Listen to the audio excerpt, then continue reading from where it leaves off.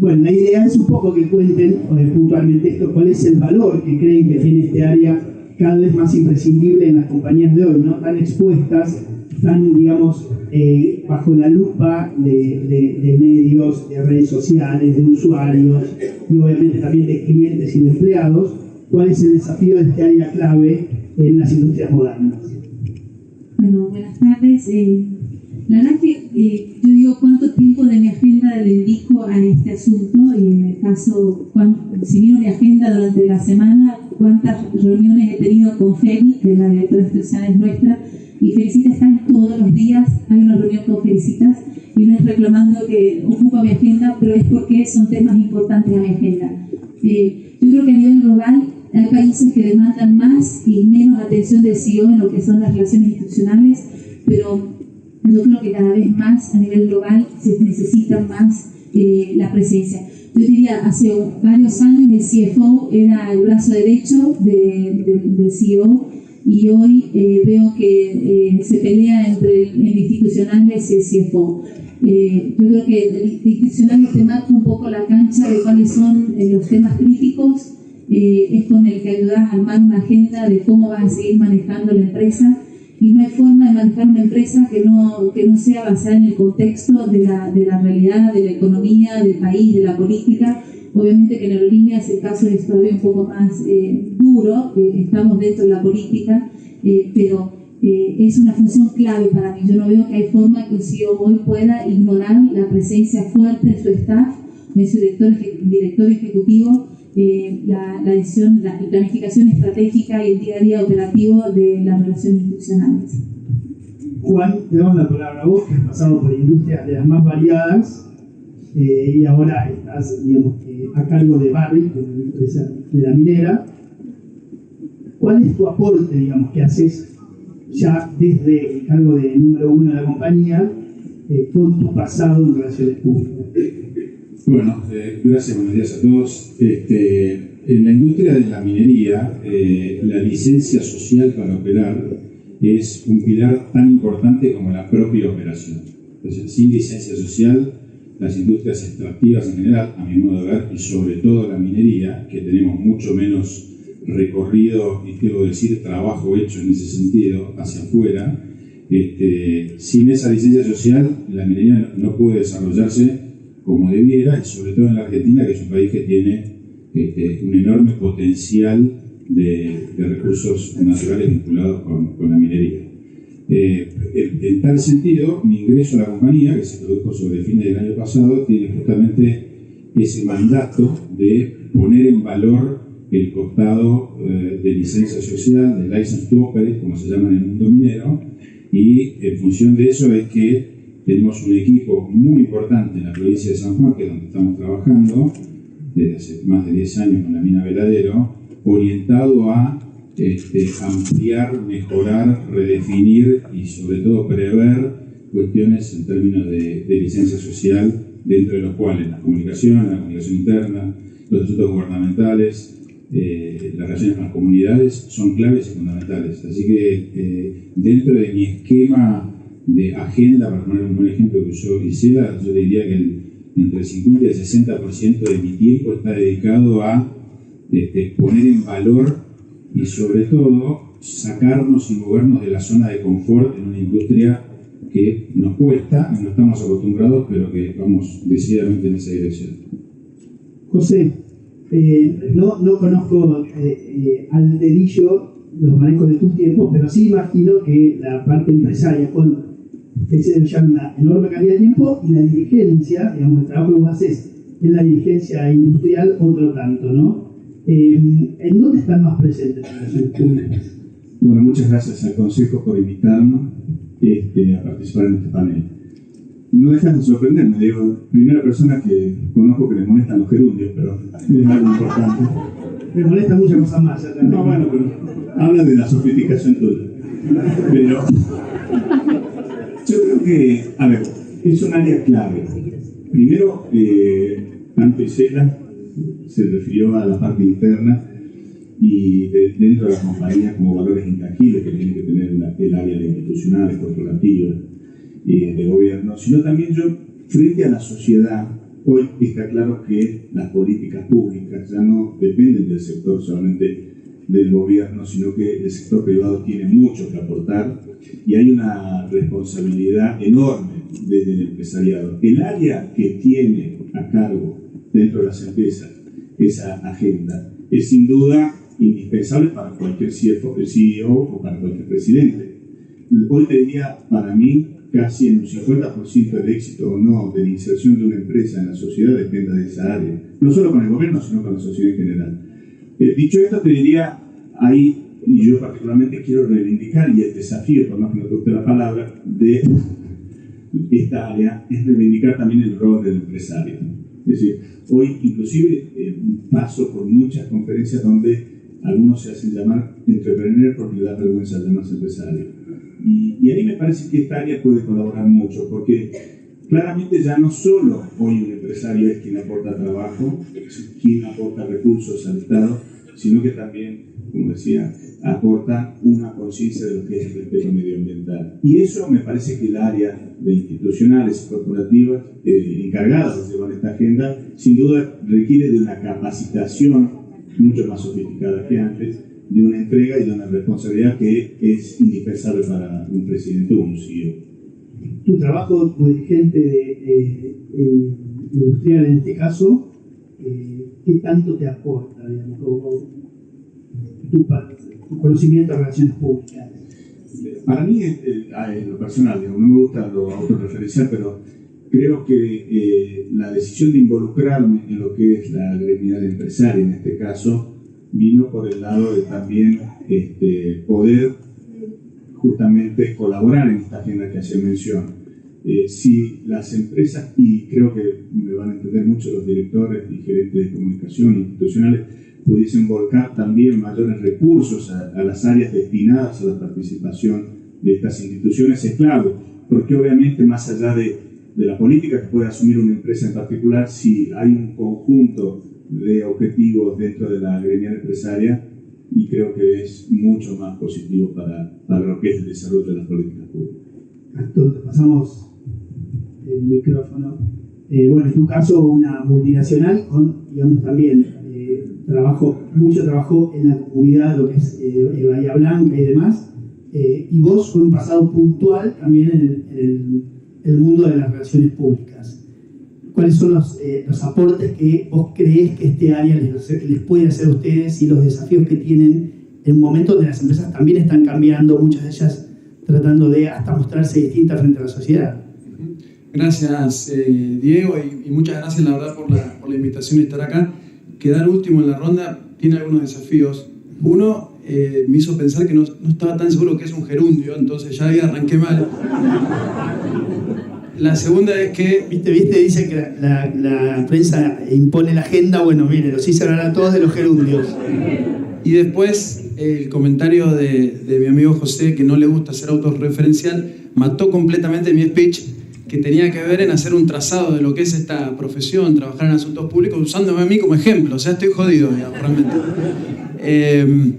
La verdad es que, y hablando muy, muy en serio, es impresionante el desarrollo y la evolución que ha tenido esta función.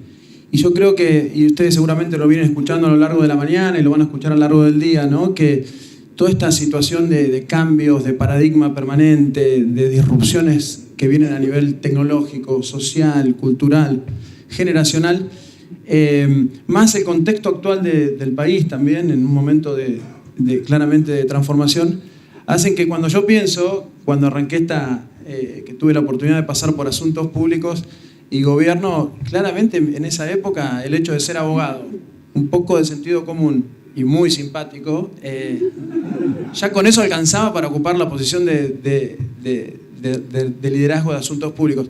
Y realmente... ¿Qué año más o menos? Esto es 2006. O sea, en 10 años los cambios... 10 años atrás, el manejo de asuntos públicos claramente pasaba por la agenda, tener buenos contactos.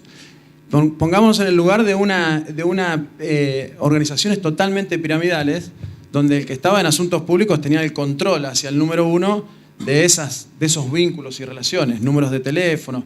Hoy todo eso cambió notoriamente. Entonces, cuando yo pienso, y haciendo uso por ahí de lo que comentaba tanto Juan como como Isela, y ya no pienso solamente en mi agenda, pienso dónde están ubicados estratégicamente en el piso donde yo estoy, trabajando prácticamente al lado de Pablo Catón y su equipo, no es casualidad.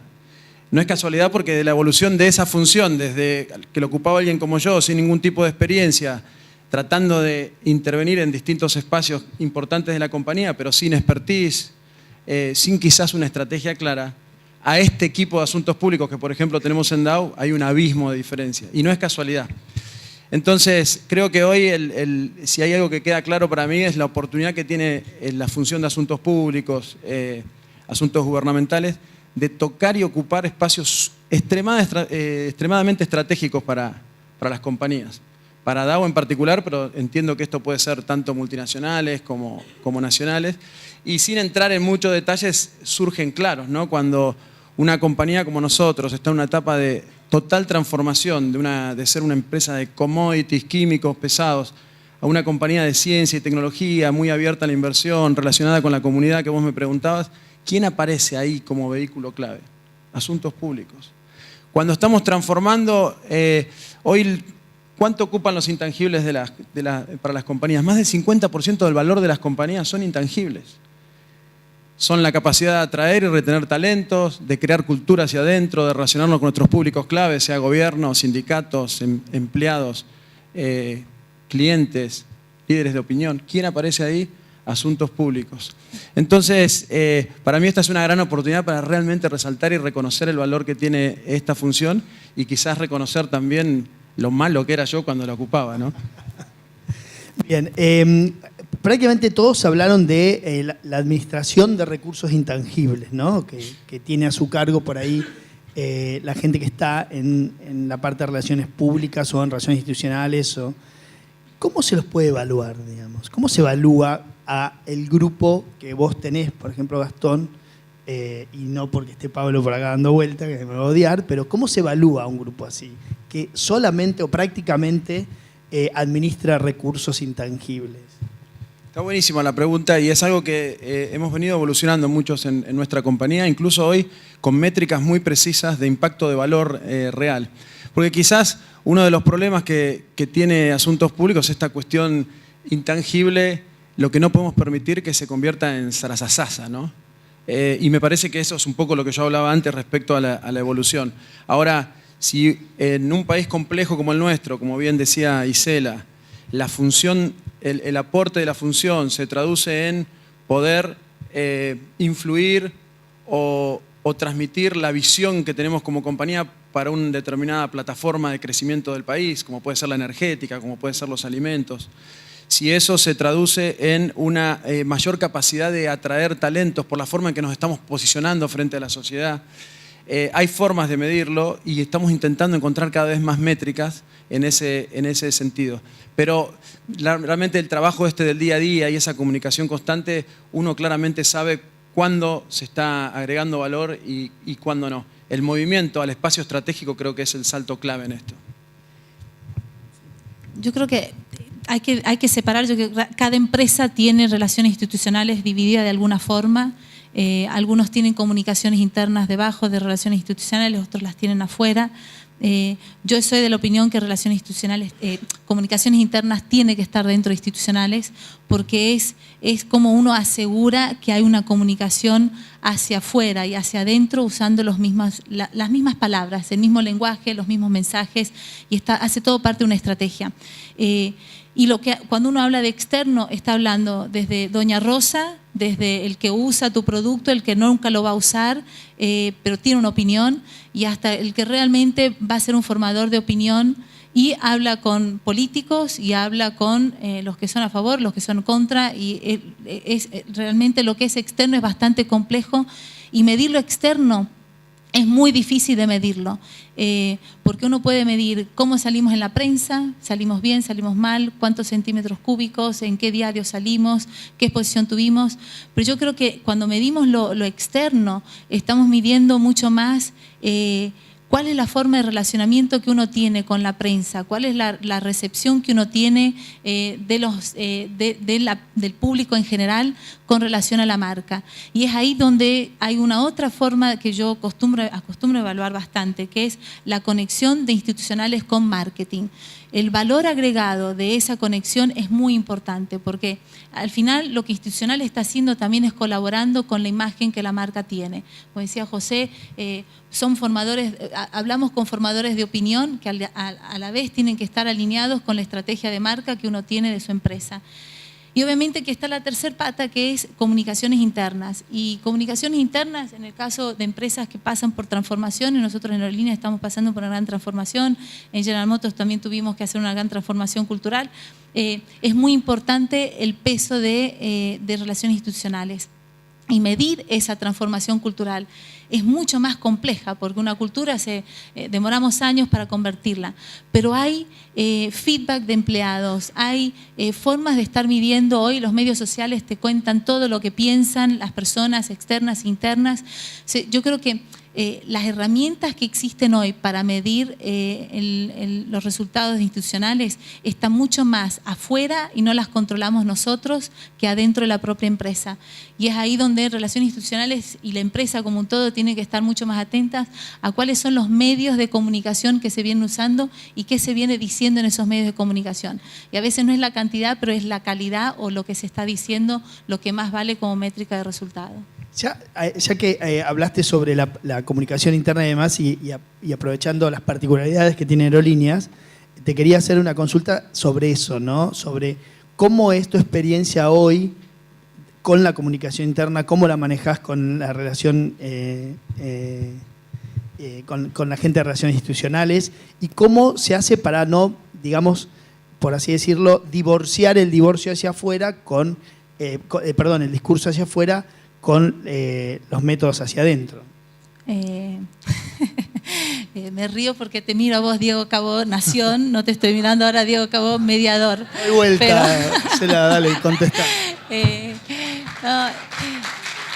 No, nosotros con Feli y Pablo, la verdad que sufrimos bastante el comienzo de la gestión porque veníamos con una gestión muy empresaria, muy del sector privado, donde hay que comunicar. Yo soy tengo la certeza de que uno tiene que comunicar a los empleados, a la empresa hacia dónde está yendo.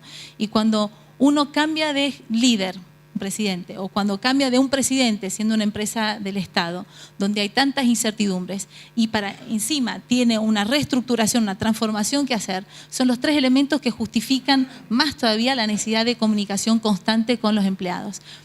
Así que nos demoró, Feliz, 5 meses, 4 meses, para entender que una carta que iba al empleado es una carta que va al gremio, que está, dentro de todo era lo que sabíamos, es una carta que va al político, es una carta que va a nuestro líder, que está ahí dentro de lo normal, pero va al que es contra nuestro líder, al que quiere usarnos para pegarle al gobierno, a doña Rosa, que nunca va a volar, pero empieza a armar una opinión sobre lo que es Aerolíneas, y va a la prensa, o sea que es una carta que tenemos que pensar que va desde el que no quisiéramos que recibiera, que es nuestro competidor, hasta el que no quisiéramos que la recibiera en la forma de querer pegarle a nuestros líderes. Entonces, la verdad que la comunicación en Aerolíneas tenemos ciencia y conciencia, y lo sabemos, que es lo que se habla pasa, lo que se pone en una presentación, los números llegan, no sé cómo llegan los números, ¿no, Diego? Quizás nos podés contar después, yo te hago la pregunta a vos, pero la información pasa. Yo soy el comodero, no te olvides. Pero lo que sí, cuando uno tiene conciencia, y yo creo que nos ayuda muchísimo en el concepto de transparencia y de armar la cultura a base de la transparencia, que lo que hablamos con los empleados es realmente la verdad, lo que hablamos con los gremios es la verdad, no tenemos por qué esconder los números que mostramos. Pero es un gran desafío porque es una comunicación que sabemos que es distribuida en 360 grados y no la controlamos. Estimado, ¿cómo trabajan ustedes? Hablabas y hiciste bastante hincapié al inicio en lo que y aprovechando por ahí la industria que te toca, esto de la licencia social, ¿no? Que necesita una industria como la minería. ¿Cómo trabajan ustedes? Porque muchas veces este tipo de industrias son percibidas muy distintas en la comunidad que en la macro, por ahí, digamos, es muy distinto cómo se percibe una minera en el lugar a cómo la percibimos por ahí acá en Buenos Aires, ¿no? Están decisores, formadores de opinión y demás. ¿Cómo hacen ustedes desde las relaciones públicas del mundo institucional como para poder trabajar con eso? Bueno, es uno de los grandes escenarios que tenemos, con los que estamos, digamos, lidiando, digamos así, ¿no? La minería en la provincia de San Juan, Barrick concretamente, ha hecho un trabajo de acercamiento y contacto y conexión con sus públicos en San Juan, muy superior de lo que se hizo en Buenos Aires, que ha sido bastante poco en líneas generales, seguramente porque el peso de la actividad y la presencia de la compañía está mucho más en San Juan que en Buenos Aires, aunque todos sabemos que Dios está en todas partes, pero atiende en Buenos Aires sin duda. Así que creo que uno de los grandes desafíos, que estamos llenos de desafíos, pero uno de los grandes desafíos que tenemos por delante es ampliar la base de sustentación de la minería más allá de nuestro metro cuadrado, incorporando cuestiones que van de lo súper básico, la comunicación interna. La comunicación interna, nuestros propios empleados. La comunicación interna, cuando yo empecé a trabajar, era la cenicienta de la comunicación. Hacías una revista interna cada 4 meses donde anunciabas un nacimiento de un chico que tenía 15 años cuando recibió la revista. Digamos. Una cosa era patético. Y la verdad es que todas las compañías hemos descubierto, ahora voy a hablar de nuestra experiencia, de lo que uno no puede validar hacia adentro, no lo puede comunicar hacia afuera. Entonces, el primer bastión sobre el cual tenemos que trabajar es en la gente que trabaja con nosotros, que además tiene sus familias en la comunidad. Nuestra mina está a 180 kilómetros de la población más cercana y a 400 kilómetros de la capital de San Juan. Entonces hay que empezar a construir a partir del concepto de transparencia, de poder ser más transparente que lo transparente. Como yo digo, dentro de la compañía tenemos que sobreactuar la transparencia y ponernos a disposición de todo lo que haya para comunicar desde el interés del otro, no de lo que nosotros creemos que es importante, sino de comprender qué tiene valor y validez hacia afuera respecto a nuestros públicos, que obviamente están claramente seleccionados en distintos silos, digamos, stakeholders, y trabajar no solo desde lo legítimo, sino fundamentalmente no solo desde lo legal, sino fundamentalmente de lo legítimo, porque hay que trabajar la legitimidad de lo que hacemos nosotros como compañía. Entonces, es un enorme trabajo que hay que hacer, sobre todo en lugares como en Buenos Aires, donde no hay una percepción clara del impacto que tiene la minería en una economía regional como la de la provincia de San Juan, o puede ser Salta, Jujuy, o Salta, San José, o inclusive en la Patagonia. Es un proceso, no hay manera de hacerlo instantáneamente, de un día para el otro, ni con 2 o 3 pases mágicos, y mucho menos es resultado de una persona, o 2 o 3, o ni siquiera de un departamento, sino que se trata, que en este caso sería el de comunicaciones o asuntos públicos, sino que se trata de reorientar una cultura que en el caso de la minería tenemos que comprender y aprender, digamos, para poder estar seguros de transmitirlo para afuera. Bien, José, te vamos a dar la palabra porque José tiene que ir a el cóctel de la huya, ¿no? Hoy es el día, a raíz del Día de la Industria, así que te vamos a aprovechar en tu rol de dirigente empresario y preguntarte antes de dejarte de liberarte,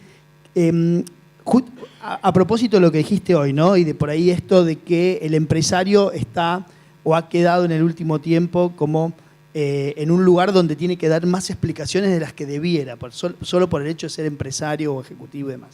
¿Qué puede hacer el mundo de las relaciones públicas, el mundo de las relaciones institucionales como para, digamos, volver a ese concepto del empresario hacedor de cosas? Sí, en primer término creo que es clave el rol de lo que son las comunicaciones en una empresa, las relaciones institucionales y gubernamentales. Yo diría que hay que empezar a concientizar y elevar nuestra autoestima como empresarios y como ejecutivos dentro de las áreas empresariales, porque lo peor que puede pasar es cuando entra con pudor alguien a tratar de presentarse a la sociedad, porque la verdad que venimos aportando muchísimo al sector y al desenvolvimiento de la Argentina. Por otro lado, también creo que es un área que para poder fortalecerse tiene que estar muy bien valorizada. Recién hablaban de la evaluación del intangible. Para mí es clave, en este caso, una planificación previa, porque para un CFO es mucho más fácil quizás, porque el presupuesto lo va a decir el año que viene, si le fue bien, si le fue mal en términos de cómo fue su relacionamiento con las entidades financieras, pero las relaciones institucionales muchas veces y he conocido casos de gente excepcional en el trabajo que después no la han sabido valorizar o viceversa.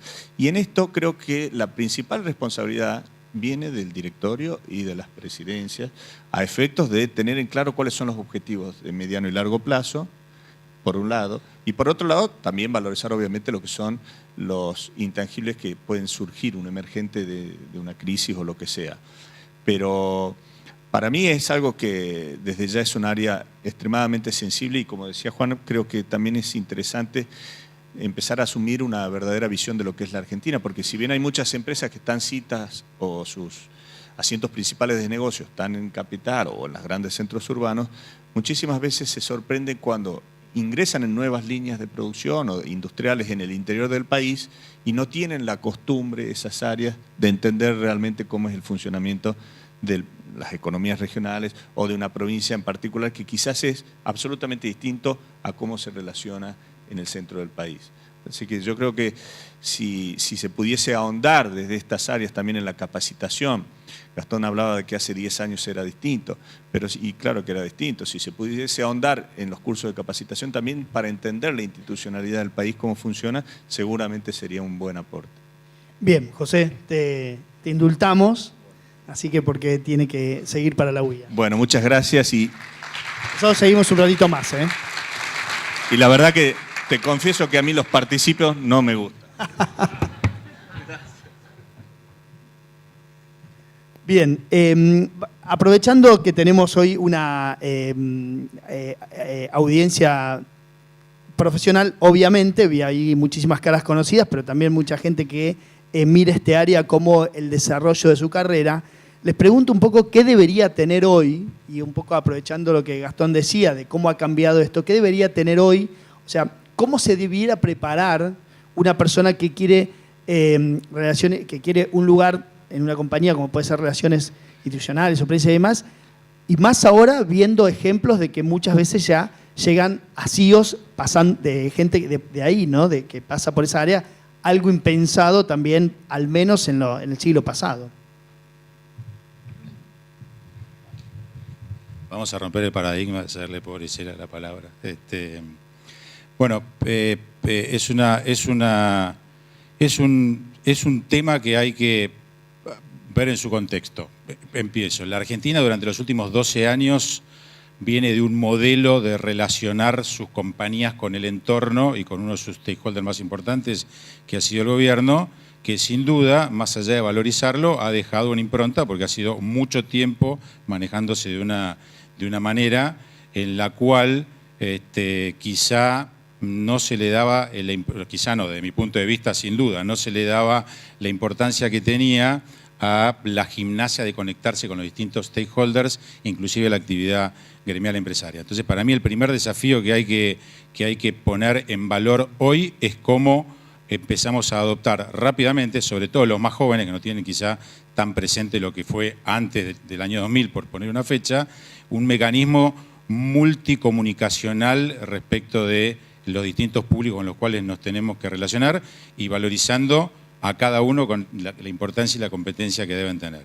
El segundo punto para mí es más allá de la disciplina profesional de las carreras de grado y los posgrados que puedan llegar a tener, tiene que tener 4 o 5 atributos que son más de la naturaleza humana que de la profesión, ¿no? Creo que la curiosidad es un valor fundamental.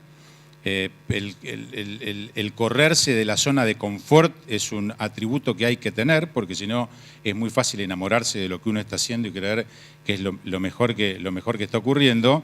Y diría que el tercero es aplicado a todas las cuestiones, pero más a esta, que como decimos, y mi impresión ha tomado tanto peso y va a tomar tanto más peso, que es una desesperada búsqueda de ser el mejor cada día en lo que uno está haciendo. Porque es muy fácil sacar un programa y ver que más o menos va bien y medirlo y colgarse la medalla de soy el capo de la comunicación, de la prensa, de las relaciones con la comunidad, de la comunicación interna. Y la verdad es que la velocidad con la cual los cambios se producen y los distintos desafíos que parten a partir de un individuo y las redes sociales, no hablo de una ONG, no hablo de un medio, un individuo y las redes sociales, nos obliga a todos a tener un grado de agilidad y flexibilidad para corrernos de la zona de confort y de buscar cada día cómo discuto lo que hace una semana era bueno, porque quizá hoy haya algo que sea mejor, no quiere decir que aquello haya sido malo. O sea, preparación, curiosidad, correrse de la zona de confort y búsqueda permanente de la excelencia me parece que son atributos claves. Quizás algo interesante en esta pregunta, y obviamente sumamente de acuerdo con lo que decía Juan. Este es un momento que no sé si ustedes lo comparten, donde a pesar de estos cambios permanentes en los cuales estamos expuestos, hay un elemento que se mantiene constante, que es la importancia de nosotros las personas, ¿no? Entonces, cuando yo me imagino a las organizaciones que claramente, y esto es irrefrenable, se están moviendo cada vez más del ámbito del hacer y del tener, mucho más al ámbito del ser y del sentir, ¿no? Y en ese momento las corporaciones empiezan a tomar otro tipo de vida. El profesional de las relaciones institucionales se convierte un poco en el alma de las empresas, el que la puede expresar ante estos públicos de interés de una manera diferenciada. Si uno realmente cree que ese es el nuevo paradigma, ¿no? Y yo estoy convencido de que es así, empiezan, además de la preparación profesional, que hoy puede ser de las más diversas, porque la complejidad de temas con los que tratamos, la forma en que nos relacionamos con el contexto externo, el interno, los mercados, los productos, las regulaciones, es una complejidad absoluta. Si hay un elemento diferenciante es construir vínculos verdaderos y permanentes que nos permitan como compañía trazar esos puentes y conectarnos, contar nuestra historia, nuestra narrativa, nuestras propuestas de valor. Entonces me parece que el profesional de este espacio tan importante, como dijimos, de las relaciones institucionales, cada vez tiene que ser más preparado desde el punto de vista humano. Por eso sí rescato muchísimo la idea de curiosidad, la idea de tener un genuino interés por el otro y sobre todo la idea de trascendencia también que pueda ser transmitida a las compañías. Hoy claramente no nos podemos quedar solamente en lo que le hace bien a Dow o lo que le hace bien a Barrick. Hoy tenemos que pensar en lo que le hace bien a la compañía y a su vez con un impacto muy grande en la sociedad. Esa vocación de construcción colectiva, esa vocación de trascendencia creo que hoy es fundamental para el rol de relaciones institucionales. Estoy totalmente de acuerdo. La verdad que hay muchos elementos que veo características que tiene que tener la persona que trabaja en institucionales, pero voy un poco a Diego a lo que vos decías. Yo creo que no siempre uno va a tener mejor presidente en una empresa. Hay presidentes buenos, hay presidentes menos buenos, hay mejores y no, pero lo que da continuidad a la gestión es lo que se viene construyendo de imagen de la empresa. Y es ahí donde yo creo que institucionales tiene un rol muy importante. Es la persona que tiene que conocer la empresa y muchas veces lo va a guiar al presidente a dónde puede ir, a dónde no puede ir y qué tiene que decir y lo que no puede decir. Es muchas veces el que va a atajar algo que dijo el CEO que no tendría que haber dicho. Es el que va a tratar de arreglar algo que no quedó bien arreglado. Por eso es una persona que tiene que tener un conocimiento de la empresa sin ser un especialista en nada, pero tiene que entender hacia dónde la empresa está yendo y hacia dónde es la conexión con el mundo externo que muchas veces el presidente no tiene el tiempo de ver. Entonces es el que está escuchando qué es lo que opinan de la empresa, es el que está escuchando qué es lo que esperan que el presidente haga.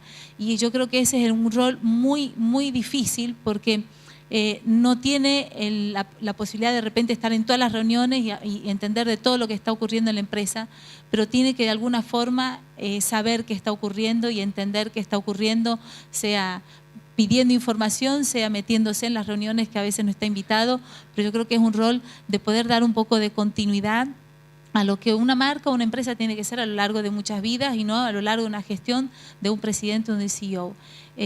Yendo a lo muy puntual, una persona que tiene que hablar y poder representar al CEO y al presidente. O sea, no puede ser una persona que tenga vergüenza, que sea tímida, que no sepa expresarse, sea verbal o sea escrita. O sea, no puede haber una persona de institucionales que no sepa escribir un párrafo o decir, o no decir nada, pero decir algo en 3 o 4 palabras.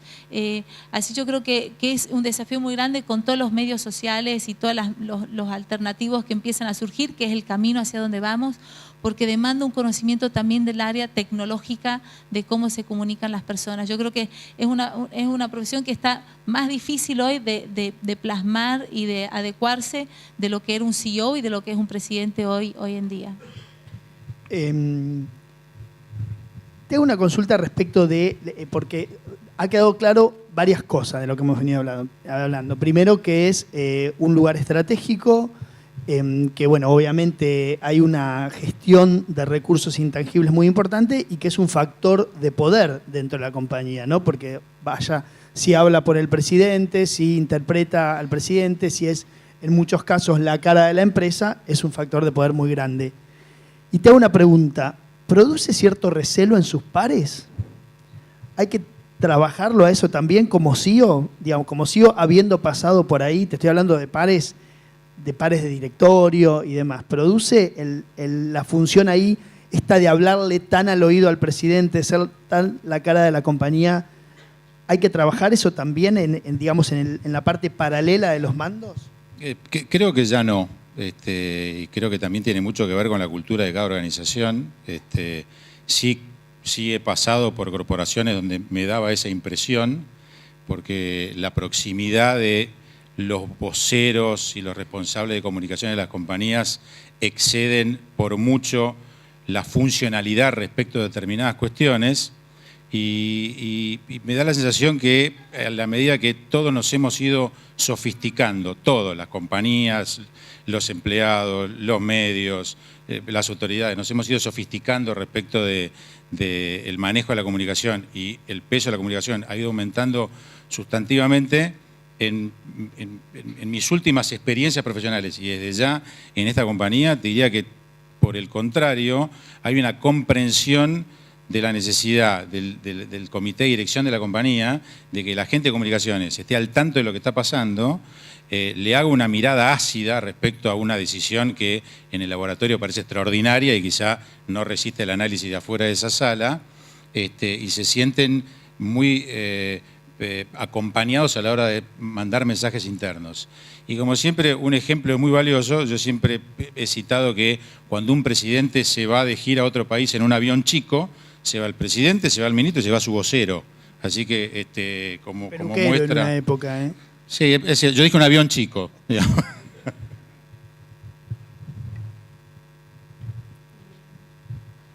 La pregunta. No, te decía sí. Por ahí está... los celos. Claro. Yo creo que tiene que ver como el presidente plasma las prioridades de la empresa y dónde están los grandes riesgos y las grandes oportunidades y el rol que cada uno tiene.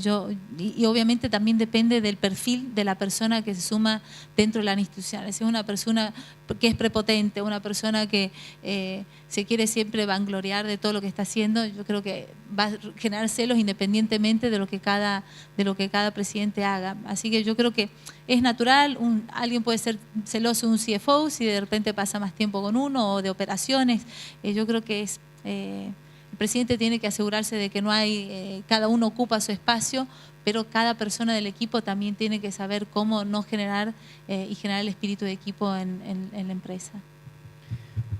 Gastón, no sé si querés sumar algo, y si no, les quería que vayamos cerrando con un tema que tiene que ver con el nuevo desafío que creo que tiene el mundo de las comunicaciones y que tiene que ver justamente con esta mega exposición de las compañías, básicamente en el mundo de las redes sociales, y les quería alguna reflexión de cada uno de ustedes, cómo conviven con esa parte tan expuesta de la compañía y qué cosas les reclaman o qué valor o qué cosas les podría entregar un departamento como de recursos de relaciones institucionales o de prensa o de los community managers para justamente, digamos, para ese área que hoy por hoy cada vez gana más preponderancia. Y quizás contestando a esta última pregunta, una reflexión sobre la anterior también, ¿no? Respecto a los celos y respecto a algo que habías preguntado antes también con la forma de medir el trabajo de la persona responsable de relaciones institucionales, de su equipo. Creo que si hay una métrica espectacular para poder realmente ver si está agregando valor o no, es cuando esta persona ya no es empezar a ser requerida por el presidente, sino por los distintos sectores, directores, y que quieren tenerlo cerca. Eso es, por ejemplo, lo que nos está pasando a nosotros en DAO, y esa es la mejor muestra y métrica de que está funcionando el posicionamiento estratégico de la función. Por supuesto, como decían Juan y Cela, depende mucho de la persona, de su posicionamiento y de la forma que lo entienda. Pero eso por un lado. Y respecto, te decía que está conectada también con esta pregunta, porque hoy es indudable que hay que derribar todo lo que sea barreras funcionales. Entonces, en un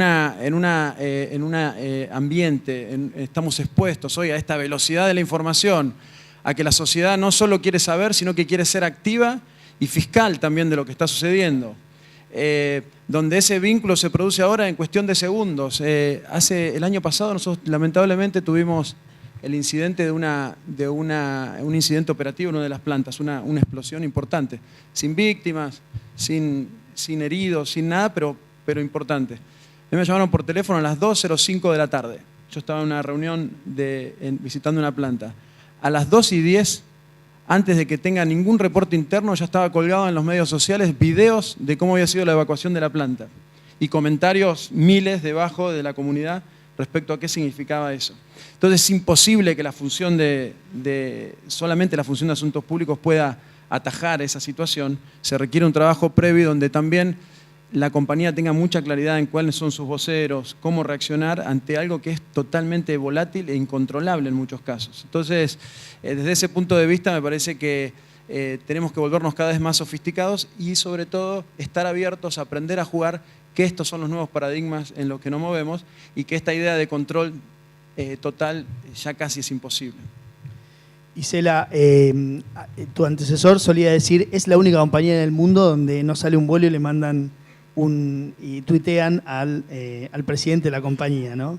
¿Te pasa eso y cómo es la relación tuya con las redes sociales que en el caso de Aerolíneas es muy expuesta, ¿no? Sí, nosotros estamos desarrollando todavía nuestro plan de medios sociales. Yo digo que el otro día decía que en Aerolíneas no hace falta hacer focus groups, no hay que pagar, porque tenemos opiniones ya de todos, de los que vuelan, de los que no vuelan, de los que un día volaron y no quieren volar más y los otros que piensan volar.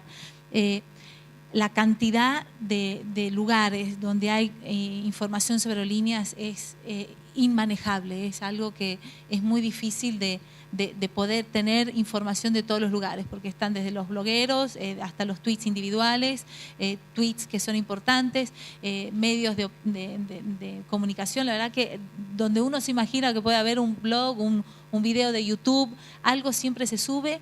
Y nosotros tenemos la velocidad, como decía Gastón, ocurre un incidente y te enterás a veces mucho más rápido en detalles por lo que un pasajero grabó, de lo que vos sabés de detalles, y agradecés cuando el pasajero pone impecable la forma como se manejó la empresa. O sea, eso nos ayuda muchísimo a poner el tema de capacitación y asegurarnos que lo hacemos internamente.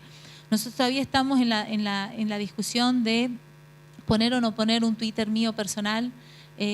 Poner un Twitter mío personal significa estar conectado y chequeando todo y dar respuesta. Yo tengo un problema que yo puedo recibir 60 mails en un día, 100 mails en un día, y te puedo asegurar que si son 3 mails de consumidores, no leo los demás y respondo a los clientes. Y eso es un problema porque en un mundo de Twitter me pasaría solo respondiendo a los tweets y no trabajando. Entonces hay que realmente saber medir la demanda que uno tiene y cómo poder responder antes de meterse y decir quiero estar, quiero escuchar, porque si uno no puede realmente hacer su trabajo va a seguir escuchando las críticas por no estar haciendo su trabajo. Entonces hoy estamos exactamente en este momento de definir cómo vamos a estar trabajando en las medios sociales, especialmente lo que se refiere a mi participación, que me pueden hablar como mujer, me pueden hablar como madre, me pueden hablar como presidente, me pueden hablar de tantos lugares diferentes que es muy demandante. No, te decía, digamos, cómo es la relación que tienen ahora con la mega exposición en las redes sociales y qué puede aportar la gente de relaciones institucionales, prensa y demás a ese nuevo desafío. Bueno, yo creo que las redes sociales es lo mejor que le pasó a la comunicación desde la invención de la imprenta, digamos. Creo que el paso que ha dado en términos de impulso y democratización de la información ha sido fenomenal. Es más, creo que hasta en una discusión que tengo con varios colegas, es inclusive superior a la propia imprenta, porque más que un medio es un nuevo lenguaje del cual vamos descubriendo cosas a medida que va avanzando y que está en continua expansión como el propio universo. De tal forma también creo que no hay mejor momento para trabajar en las comunicaciones que el presente. Y creo que el presente va a ser viejo dentro de muy poco y que todo lo que venga va a ser mejor. Así que les aseguro que todos los que están en la profesión están en el lugar indicado. Buenas noticias. Sí, absolutamente. No, créanlo y llévenlo adelante porque las compañías, me voy a poner las compañías nos necesitan, aún aquellas que no saben que nos necesitan, pero no solo las compañías, los gobiernos, las ONGs, la sociedad necesita cada vez más y mejor comunicación. Dicho esto, las redes sociales para una compañía como la nuestra son un desafío gigantesco porque no tenemos gimnasias, o una gimnasia, mejor dicho, gimnasia respecto a esta compañía, de cómo dirigirnos al consumidor final. Nosotros somos Barrick, es un B2B, digamos, no tenemos consumidores, tenemos socios estratégicos, tenemos comunidades, tenemos stakeholders, pero no tenemos consumidores. Entonces nos ha costado, históricamente, nos sigue costando, encontrar un costado y un perfil de cómo manejarnos con las redes sociales. Somos objeto bastante intenso de muchos ONGs y personas respecto de tomarnos como, voy a usar una palabra poco feliz, que no es lo que piensan, como objetivo en términos de quejas o reclamos, que para mí y para mi equipo constituyen, como dije antes, un corrernos de la zona de confort. No todos son justos, muchos sí, y nos imponen permanentemente nuevos debates, nuevas formas de comunicación, desde compañías que no están, no solo acá en la Argentina, sino en el mundo, muy acostumbradas y aceitadas a qué tanto puedo decir, y siempre están los abogados que tienen que ver, y entonces convierten una respuesta agradable poco menos que un edicto policial. Bueno, es un desafío permanente en el cual yo espero, y de hecho lo obtengo, de mi grupo de comunicación, que me dé ese costado de cómo estar a la altura de un desafío que les aseguro, en el caso de Barrick, cambia día a día, porque el eje se nos corre, la respuesta que era extraordinaria ahora cambia porque alguien que es un geólogo de Botsuana contesta y lo retuitean. Es apasionante, este es el momento ideal para estar en la comunicación, así que los felicito a todos. Bueno, muchísimas gracias a los tres, obviamente a José que se tuvo que ir también, les agradezco infinitamente, es un gran aliciente para todos tener a gente manejando compañías que haya pasado por el mundo de las relaciones institucionales, así que es como un camino lindo para recorrer y para verse reflejado. Y yo les dejo una reflexión final, a propósito de los gerundios, siempre se pueden reemplazar por un verbo más directo. Muchas gracias.